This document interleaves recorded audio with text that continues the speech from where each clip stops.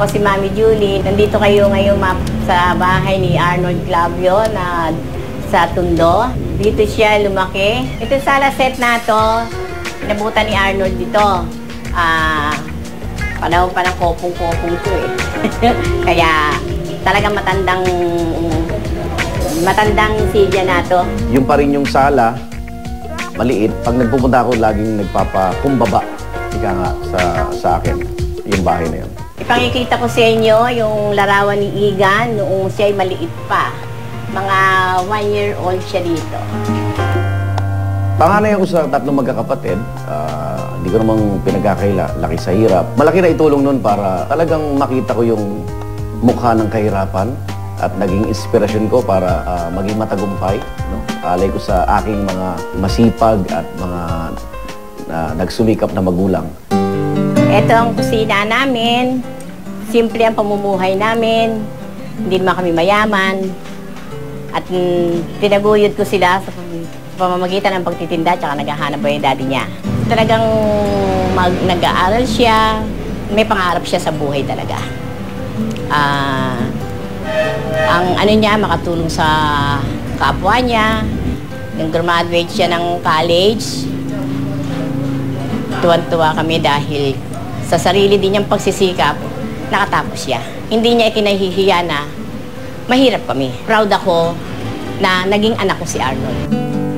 Nanay ko, lagi nandyan yan, nakasandal yan. Isa nga, kung ano mamarinig niyang medyo hindi maganda sa labas, siya pa yung nakikipag-away. Nandito na pala yung mga kaibigan ni Arnold, mga dabarkads niya nung high school, at meron pa mga elementary.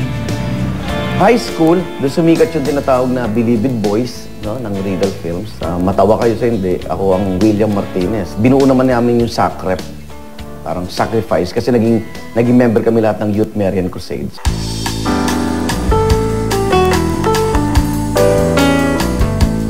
Dito kami nahubo nila Igan, nung elementary, yung mga talent time nila sa Jackson 5 sa pagkanta. Lalong-lalo na sa Sabayang Bigas. Nakikita niyo yung stage na yun. Doon namin ginawa yung mga Gatbakawan, grade 5. Itong building na to, dito kami madalas mag-party sa rooftop. Dito kami rin unang tumugtog. First year college, second year college kami. Si Igan kasi mahilig mag-drums eh. Kasi elementary magkakasama na kami hanggang high school. So nagpa-perform kami sa school, ang tawag sa amin, Jackiston 5. Tapos nung nag-high school kami, may isang sumama na from different school. Ganon din, kakanta rin kami, sasayaw. Pag Foundation Day, UN Day, alam niyo naman yun. Hanggang sa, yun na, hanggang sa ngayon, buo. Ikita-kita, lumalabas, syempre, videoke, yun ang common interest namin, music eh. Actually, walang nagbago kay Igan. Basta nakumpleto yung barkada, kahit saan kami nandun, pag tinawagan namin siya, at libre siya, sigurado yun darating. Yan ang school naman namin nila Igan, tinayo namin para lagi kami nakita-kita. Parang pinaka-outlet natin. Tsaka tulong na rin, tulong sa mga kapasparot buga. Ito na yung school namin after 10 years.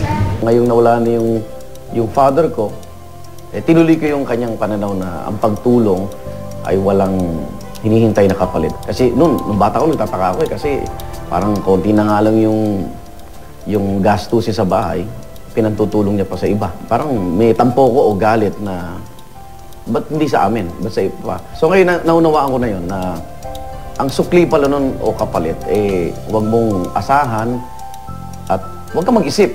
Darating at darating. Yung ganti ng itaas, sabi ko nga, hindi mo masusukat. Gusto ko maging buhay na inspirasyon sa lahat ng taga-Tondo na ang kahirapan ay hindi hadlang para makamit mo yung tagumpay. Pag sinabi mo, di totoo yan. Eto nga ako buhay na buhay. Kaya, hindi maaaring hindi ko balik-balikan ng Tondo. Yan yung lugar na talagang walang iwanan.